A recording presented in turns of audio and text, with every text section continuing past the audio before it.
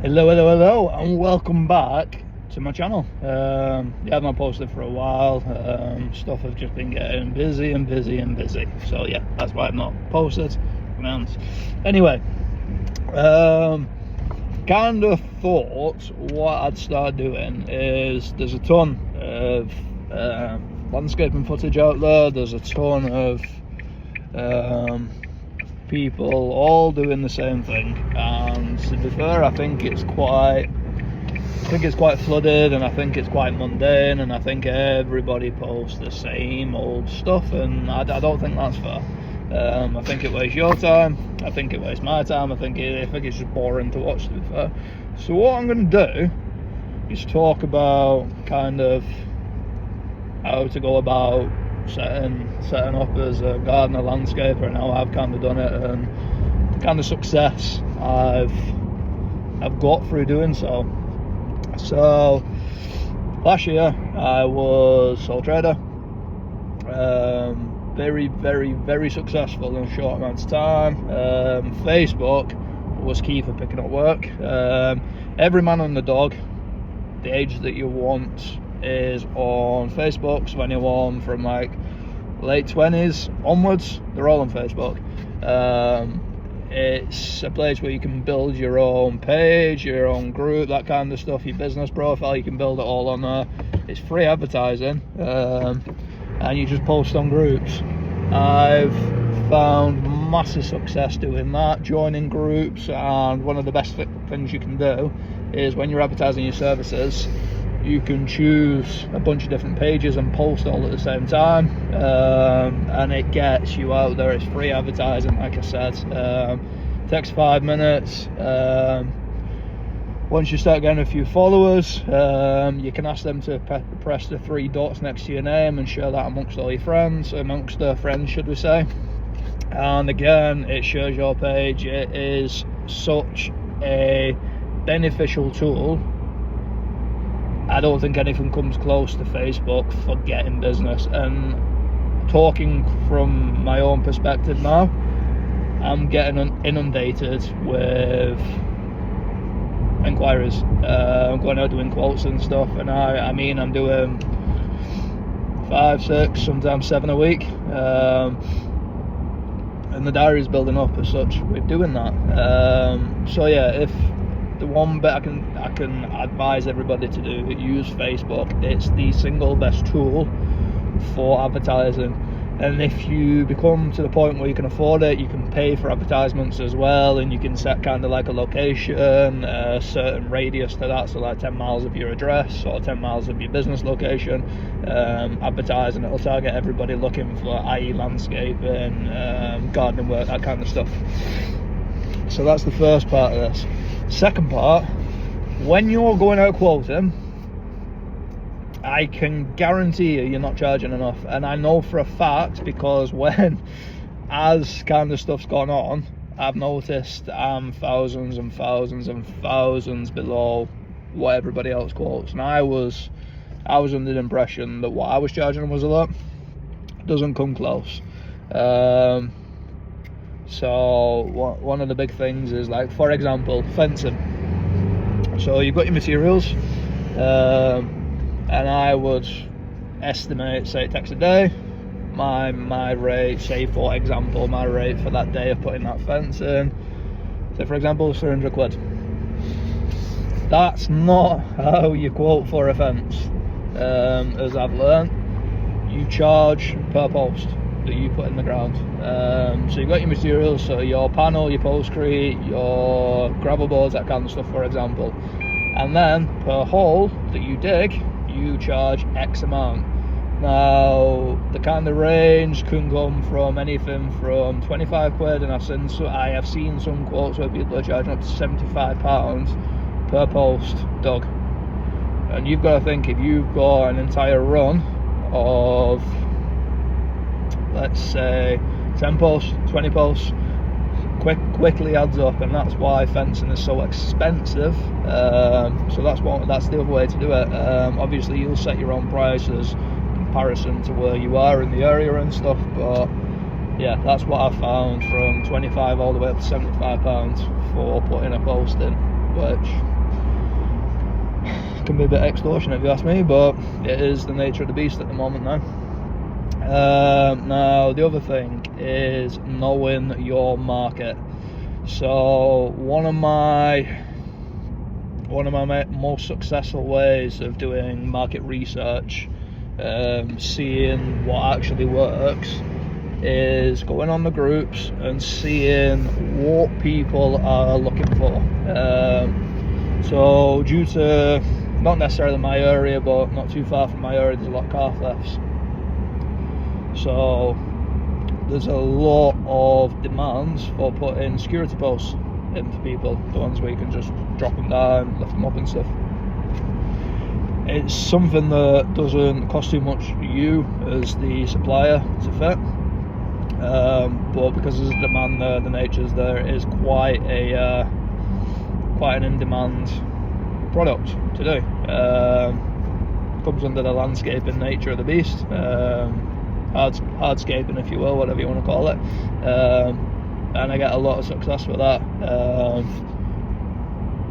So again, that's what you need to do, is have a look at what's going on in your area, see what people are in demand for, and adjust your targeting, whatever you're doing, adjust it for that kind of audience. The other thing that works quite well is, especially when it's been windy, massively advertise fencing. Because the one thing that happens is someone's had a fence done by Jim from down the road, he did it on the cheap, the fence is blown down, the posts are all leaning like that, should be like that, but they've gone like that, and they can't get hold of him anymore because obviously he's took the money, he's gone, you're never going to get hold of him again, so they need fencing. So again, you'll massively advertise your fencing services when it's been windy. Patios and stuff like that, say for instance you're doing pressure washing, prior to winter you want to pressure wash the patios, because come winter when it's all algae and minging, it's very, very slippy, a lot of slip, trips and falls.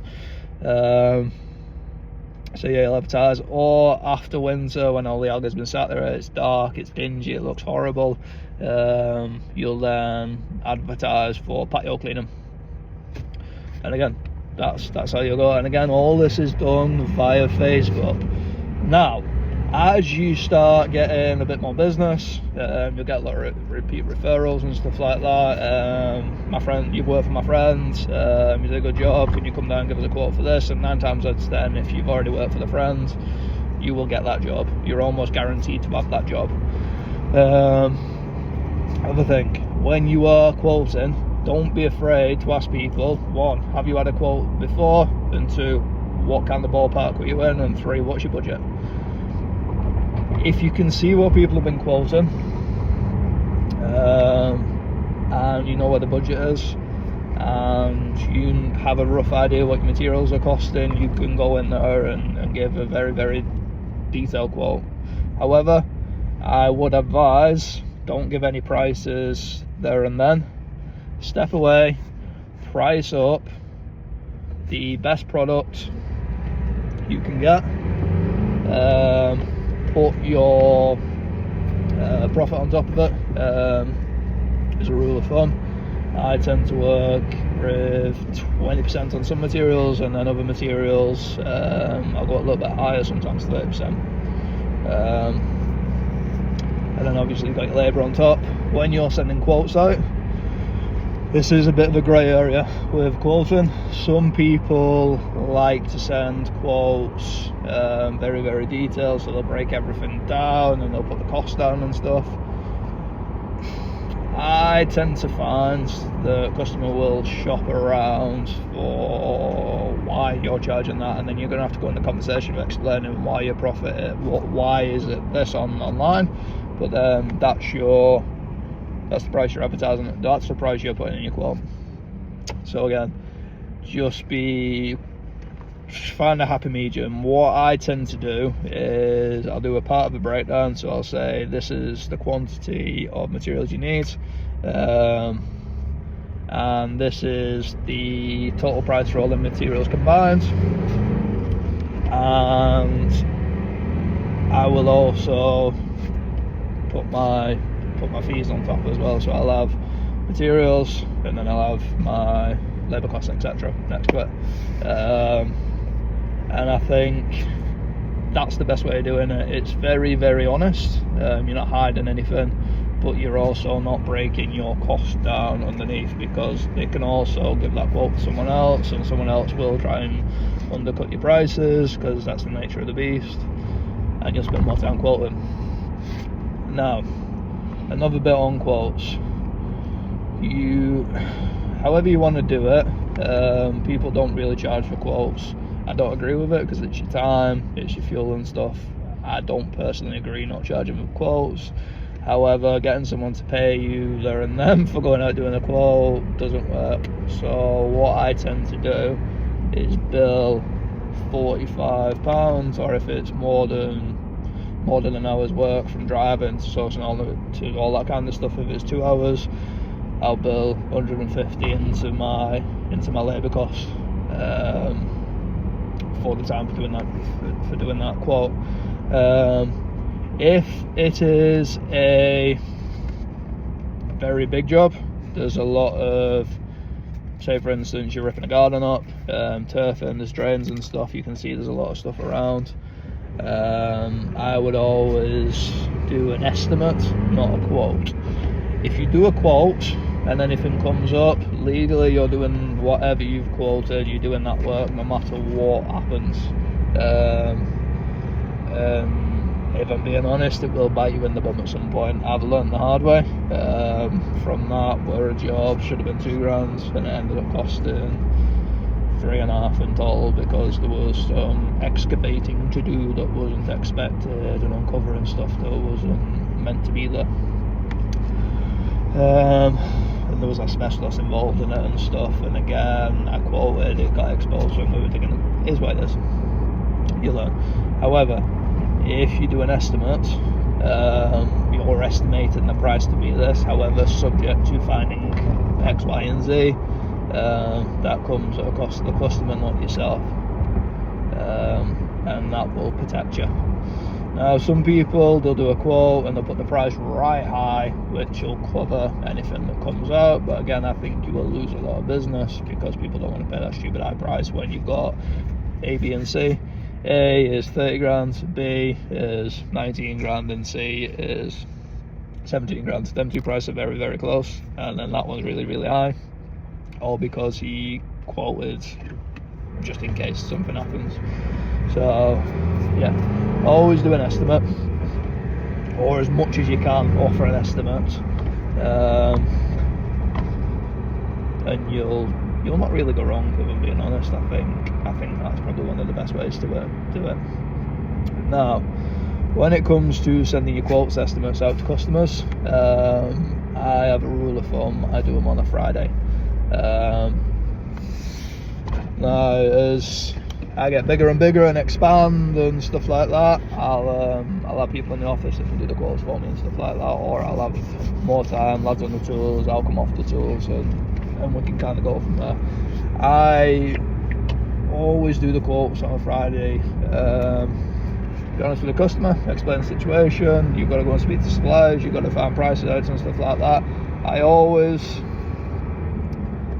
will always do the quote on a Friday. I will sit there with my laptop, my phone, whatever your quote system's on, and send the quotes out, or the estimates, whatever you want to call it. I will always do it on a Friday. Have a beer, whatever you want to do, but just chill while you're doing it. Come to your own home, there is nothing better. You can either wait till kids have gone to sleep, or hide in your office while the kids are awake. It's a good way of doing it. Now, moving on from that, we have got to talk about how you present yourself to customers. You can go out in your nicest, cleanest clothes and look the part, which I've done. But you know what? 9 times out of 10, people prefer seeing a dirty tradesman, because it looks like, and it gives off the impression you are very, very busy. So I tend to just go quotes at some point during the day while I'm working. I've got my work stuff on, and I will just go out to do the quote then. Now, next part of that is, where am I going with this? I had a list of things I was talking about. It's when you're pricing a job, say you know how to do the job, but you need tools for that job. But them tools are going to come in handy for future work. So digging posts in the ground, you want the proper post spades. I build all that into that job. End of the day, you're in business to make money. That job, whatever I'm going on, if I need tools for that particular job, they will all be built into that job. And at the end of it, that job is paid for everything you need moving forwards.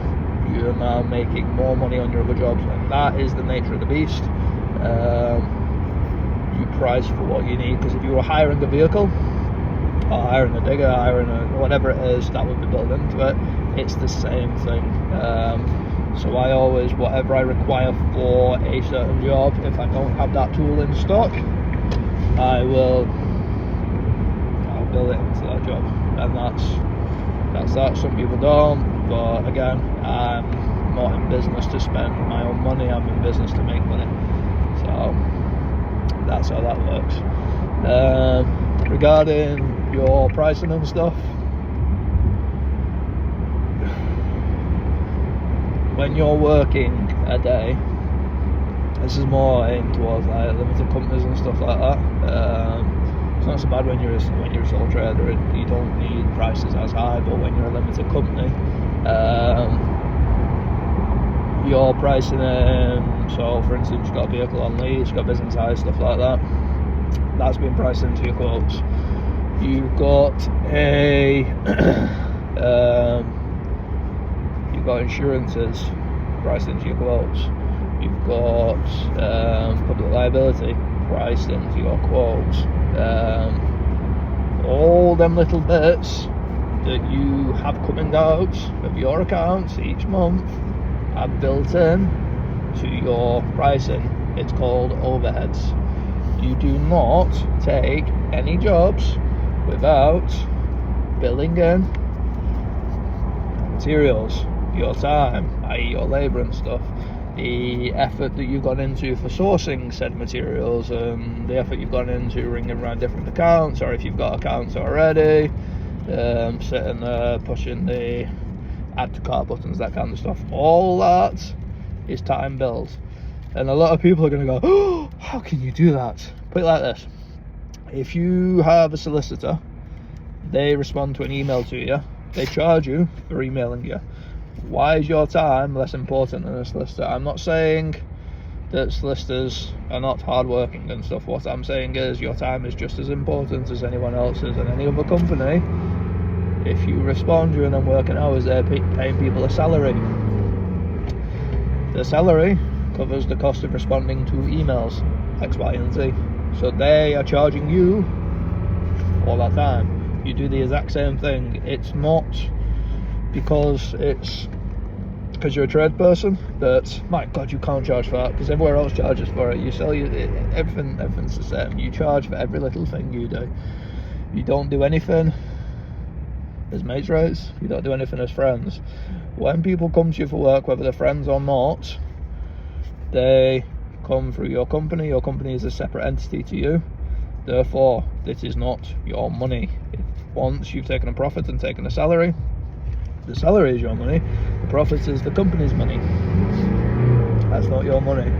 So don't be stupid and start working for nothing using all your company stuff, because it's going to bite you in the arse. So stop that. Sorry, there's an idiot just swaying in and out of traffic. So yeah, that's that. Now, regarding going back to advertising and stuff like that, again, use Facebook and stuff. Facebook's your biggest tool. If you want to build a website, build a website. I don't do having a website. I don't think I'm in the position to need a website yet.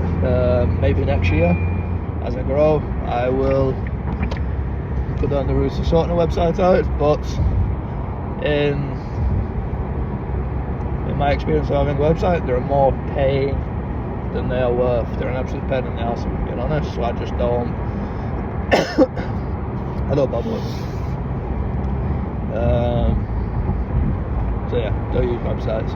What you can do is join a site like My Job Quote. You can join a site like Bookbuilder, Checker Trades, all that kind of stuff. They are it's almost like a membership. So you join up, you get X amount of credits. Credits literally mirrors a pound coin, so 50 credits is 50 quid. You will join up at the start of the month. You will see jobs that come on there, and it'll be detailed saying this person needs turfing, 45 square meters. They'll have some they should have taken some pictures and stuff. You purchase that job, you will then get the contact number, email address, name and stuff like that, and you can contact the customer and hopefully win the job.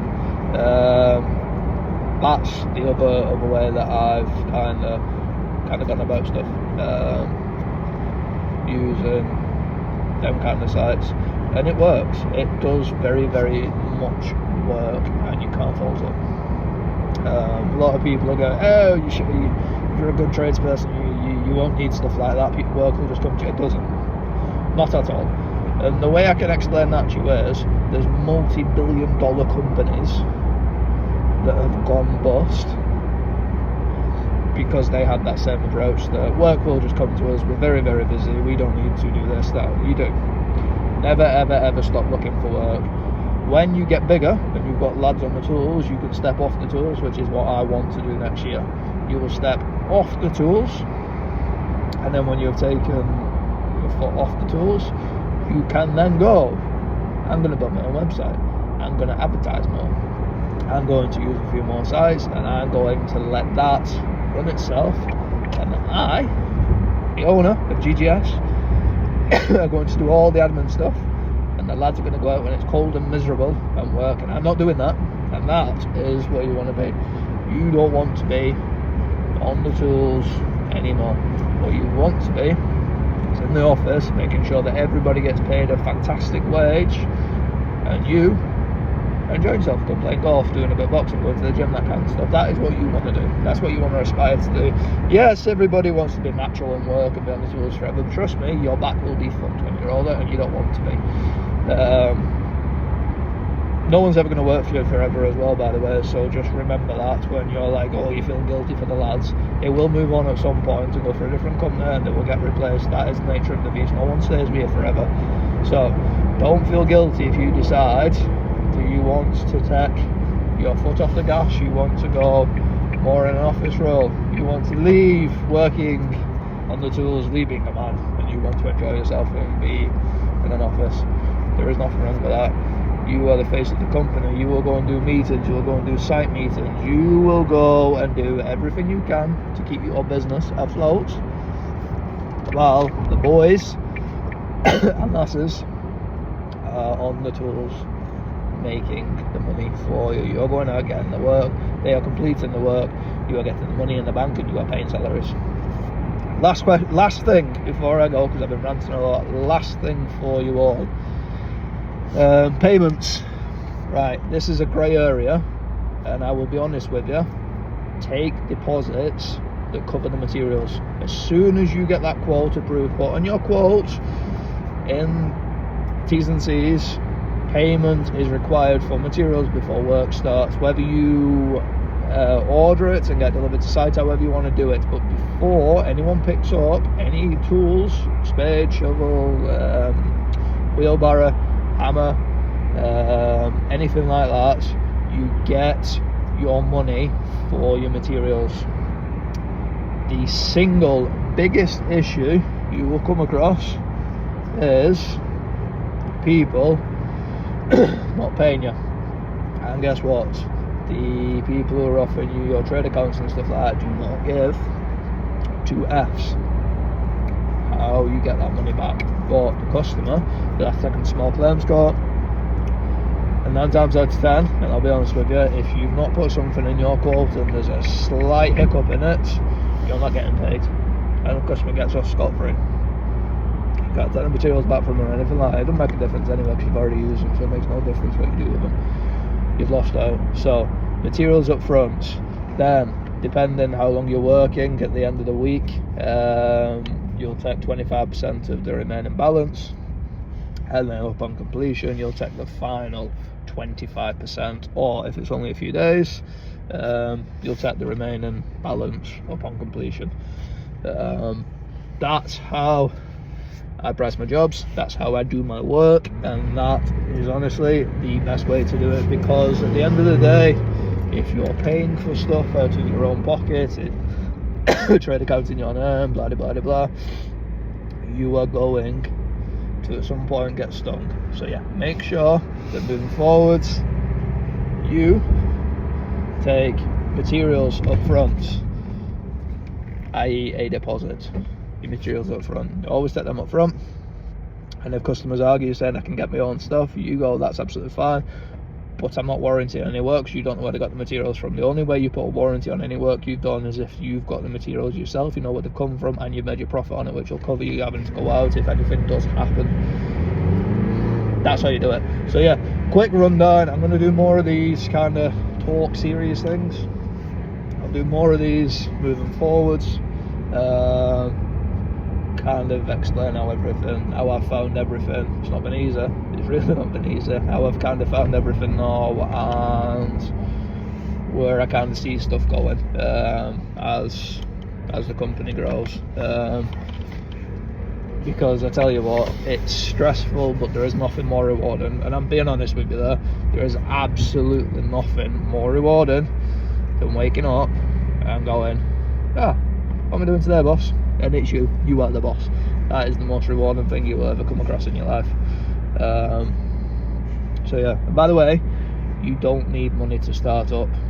I'm telling you now, you don't need money. You can start up with a lawnmower that you have in your garage, a hedge trimmer that you have in your garage, and a strimmer that you have in your garage. You can start up. Once you've made a couple £100, you'll buy a used one on Facebook, then you'll go and use that, and once you've made about £1,000, you go and spend 300 quid on a new lawnmower.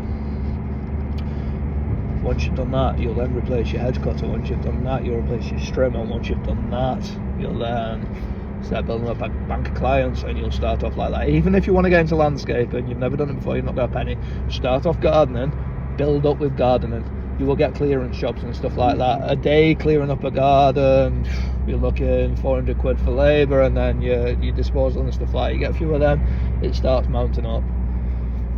When I first started working for myself, wanting to work for myself, I was already employed, but due to circumstances and stuff, it wasn't smart. It wasn't the best, so I had to do something to bring more money in.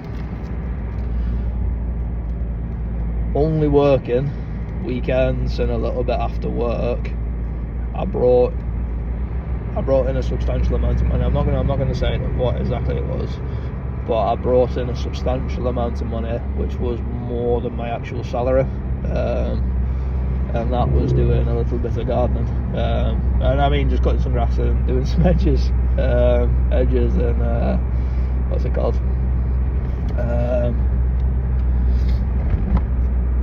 some strimming and stuff like that. It really doesn't take long to make money. There is always someone wanting a gardener. There's always someone with a bad experience with a gardener that wants to get a chain. The gardener hasn't turned up in 3 weeks now, they need someone new. Always happens. So yeah, a little bit of food for thought for you there anyway. Mark at GGS.